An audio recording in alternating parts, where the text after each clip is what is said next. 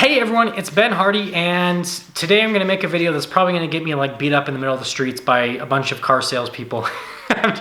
I'm just kidding. All jokes aside, we're going to be talking about financing at dealerships, and what I really mean is I'm going to give you kind of an inside to dealership financing and where they really make their money. And before you buy a car, this is a video that you really need to watch. If you aren't familiar with me, I worked in the car industry for about 3 years. I spent most of that time as a salesperson. I spent a little bit of a time as a manager and actually had a really successful career in sales. I just moved over to YouTube because on YouTube, I'm able to make substantially more money than what I was making in sales and obviously have a much less stressful life. And so, with all that being said, let's get into the topic of the video. Now, the first thing I want to mention is I made a video earlier where I talked about paying cash or financing for a vehicle and what's going to get you a better deal at the dealership. I recommend watching that video first. It's going to be in my How to Buy a Car playlist. Watch that video before you watch this video, because in this video, I'm just going to be assuming that you are financing with the dealership. Now, when you finance with the dealership, there's going to be a whole lot of stuff that you want to look for. The first basically topic of contention is to just mention that that's where the dealerships make their money. They don't make their money from front-end profit. And what I mean by front-end profit is dealerships don't make as much money from the markup in a vehicle as they make from selling financing products and just financing vehicles. They make way more money in that department. And that has just been increasing across the board in the entire car industry for the last 2 decades. It used to be right back in the 1970s and 80s with the sleazy car salesman. They would make a ton of money off the car and people really didn't finance as much back then. Whereas now in the current era, almost everyone finances their vehicles and there's not as much money to be made off the car itself because there's so much stuff online in terms of buying resources. And I mean, there's videos like this, which definitely the tip of the iceberg. Most of it is just like the buyer's guides and the fact that you can find invoices and all that kind of stuff just by Googling it on any type of car that you're thinking about buying.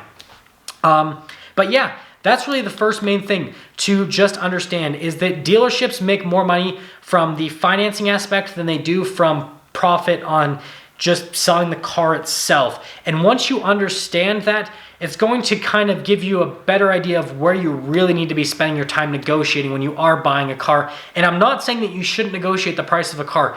Always try to negotiate the price of a car, but understand that there's not going to be nearly as much markup there as there is going to be in other places. Now, the first way that finance departments at dealerships can make money off of a car is just simply financing the car. And this is something that I view as completely neutral, and I don't see this as negative to the customer. I see it as a positive to the dealership, and I'm just glad that it's there.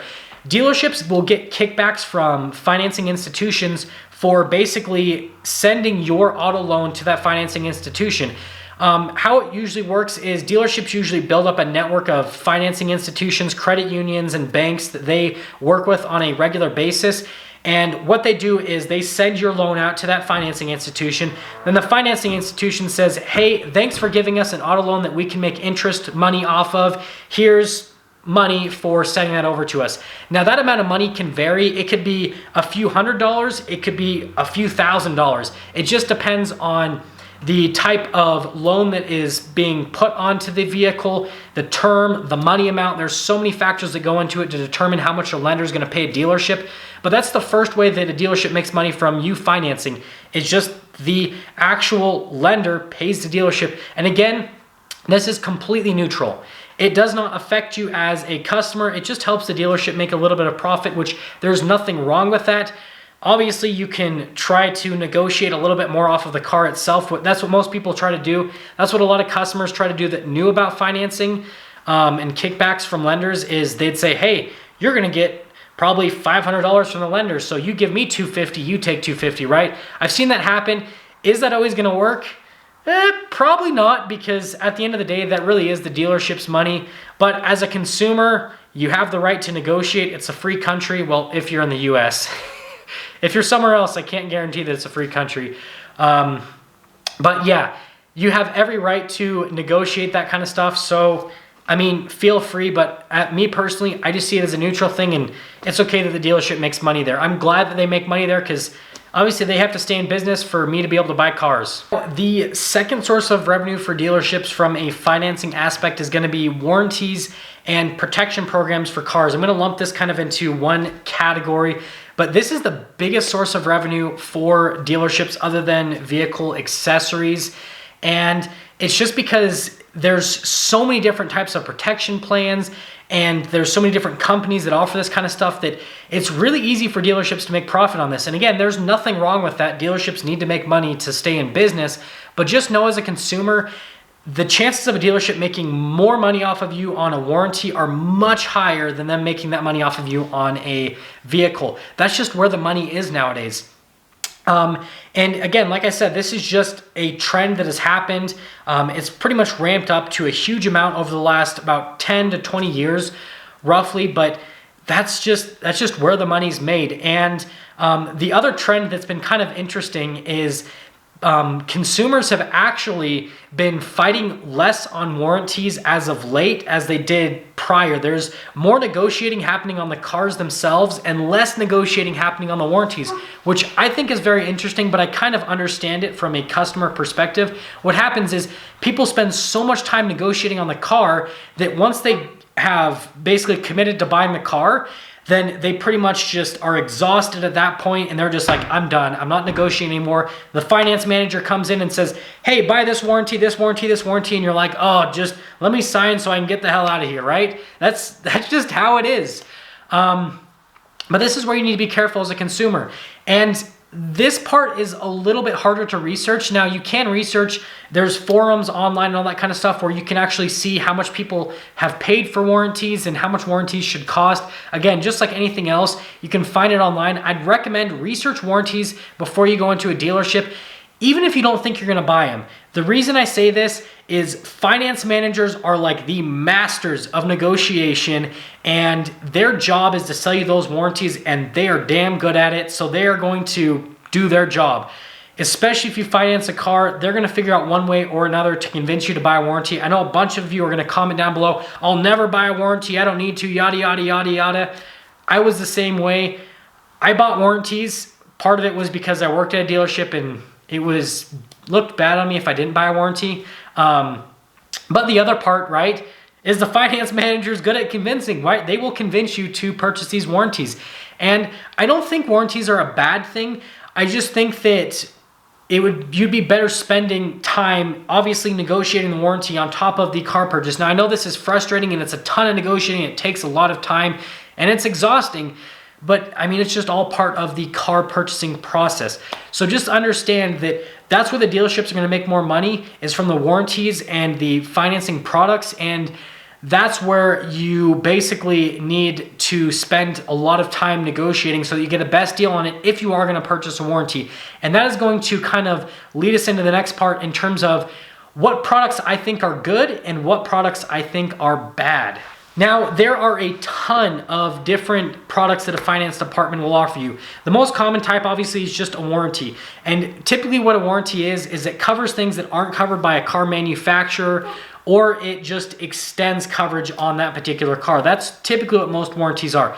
Now, the other stuff is financing products. And I'm sure all of you have heard about these. There's stuff like leather protection, paintless dent repair is another really popular one. Tire and wheel is another really popular one. Theft, basically deterrent, stuff like that. Etching on vehicles, that's another really popular one for dealerships.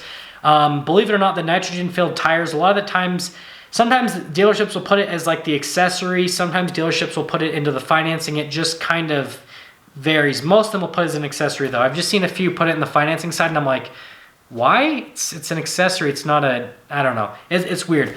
But those are kind of like the bulk of the products, and there are a whole bunch of other products that you can get on a vehicle.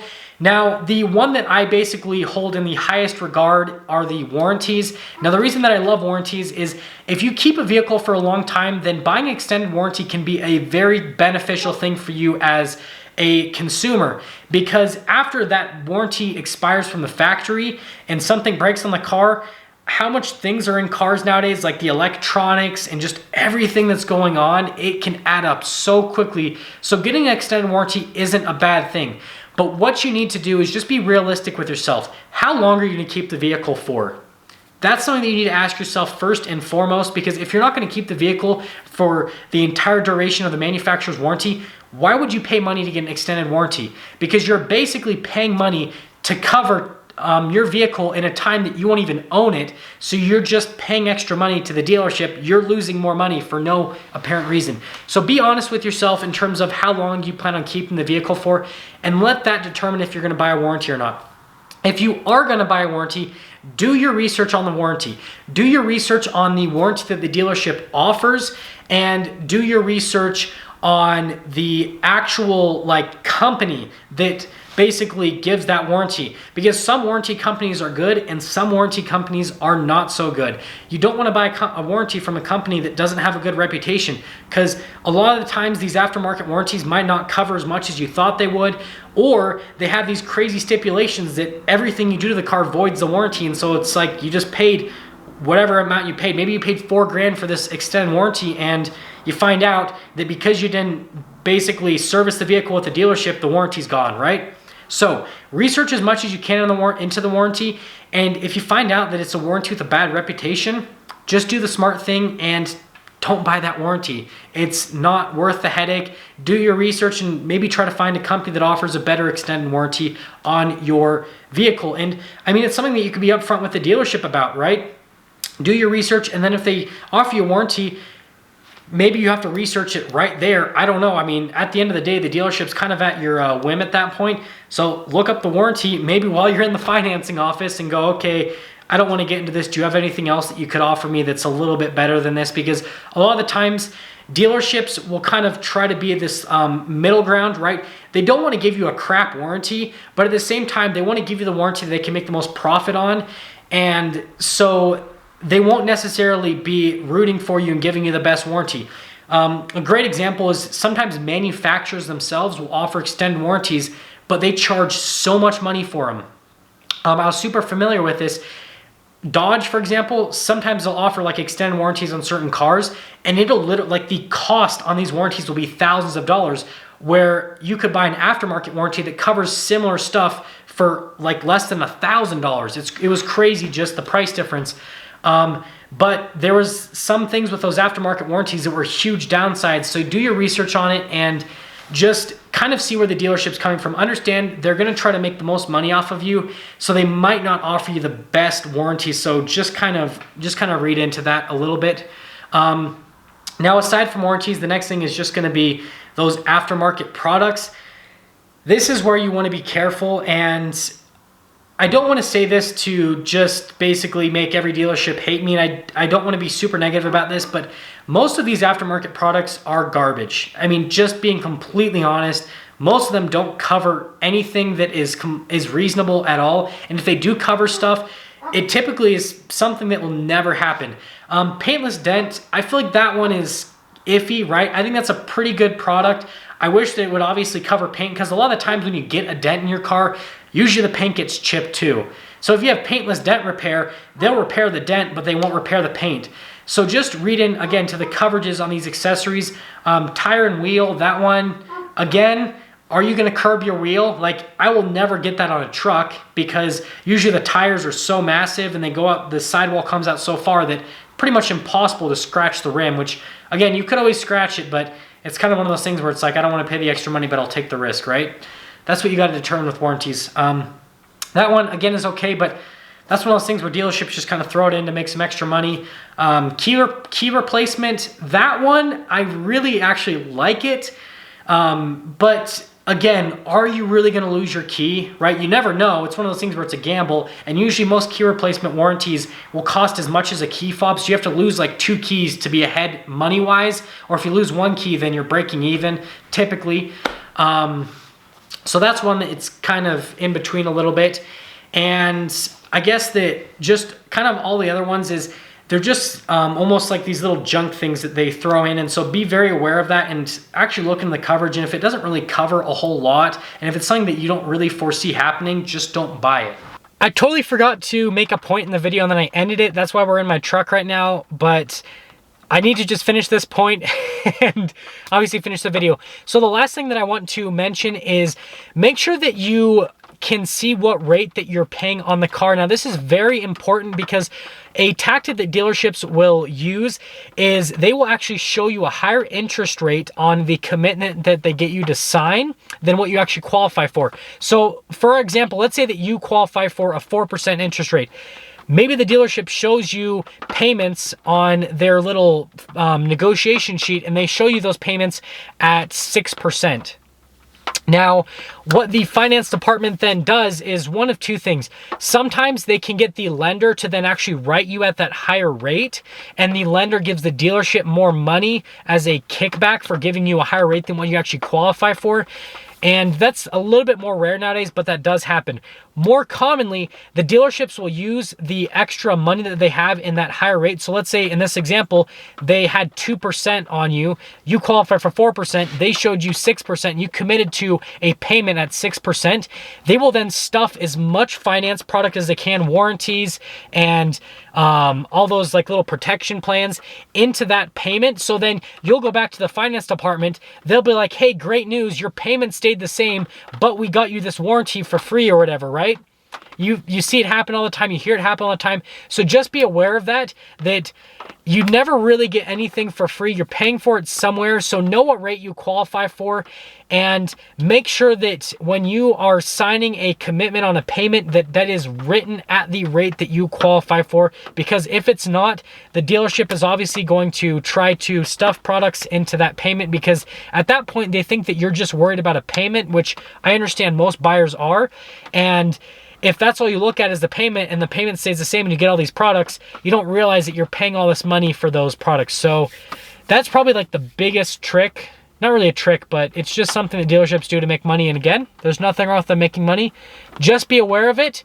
And so if you've seen this video, then hopefully I saved you a couple dollars. Now, I'm probably going to have to make a follow-up video just going into depth a little bit more with the finance department and basically negotiating at the finance department. But I hope that gives you guys a good idea on just warranties and stuff that you should buy and stuff that you shouldn't buy. As always, if you are stopping for the first time, I really appreciate it if you would subscribe. If you want to see more videos like this, obviously let me know. And then I will see all of you in that next video.